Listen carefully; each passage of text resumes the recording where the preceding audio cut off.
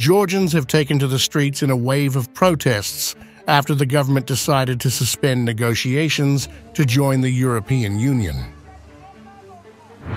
The demonstrations, sparked by frustration over what many see as a step away from the country's pro-European aspirations, have turned increasingly violent, prompting urgent appeals for calm. Protesters gathered for a second consecutive night outside the parliament in Tbilisi, setting up barricades, waving EU flags, and clashing with police. Security forces used tear gas, water cannons, and pepper spray to disperse the crowds, leading to dozens of arrests. Some demonstrators attempted to breach metal gates near the parliament building, while others lit barricades on fire.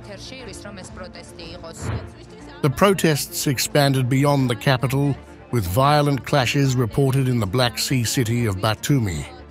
Authorities have confirmed over 150 arrests over 2 nights of unrest, with 43 detentions on Thursday and another 107 on Friday. Georgian President Salome Zourabichvili praised citizens for standing up for democracy and expressed solidarity with their cause. This is evident in every way. No one is willing to accept a Russified Georgia, a Georgia deprived of its constitution, or a Georgia in the hands of an illegitimate government and parliament. That is why so many of you are out here today. I see you. I see you on Rustaveli Avenue and in cities across Georgia: Batumi, Kutaisi, Zadiri, Akhmeda, Lidadeki, Tel Aviv. It is unprecedented for citizens of Georgia to rise up simultaneously and spontaneously in this way. Peacefully, profoundly peacefully. Zourabichvili also urged law enforcement to exercise restraint, warning officials to avoid further escalation.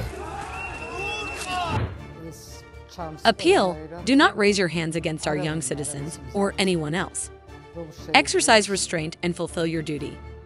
Nothing is happening on Rustaveli Avenue or in other cities that requires your intervention or calls for violence. The responsibility for any escalation lies solely with you and your superiors. They must also think carefully about this. The unrest comes in the wake of the ruling Georgian Dream Party's controversial election victory in late October, which many viewed as a referendum on the country's EU ambitions. Critics argue that the government's recent actions represent a drift toward authoritarianism and closer ties with Russia, which has been a long-standing concern for pro-EU Georgians.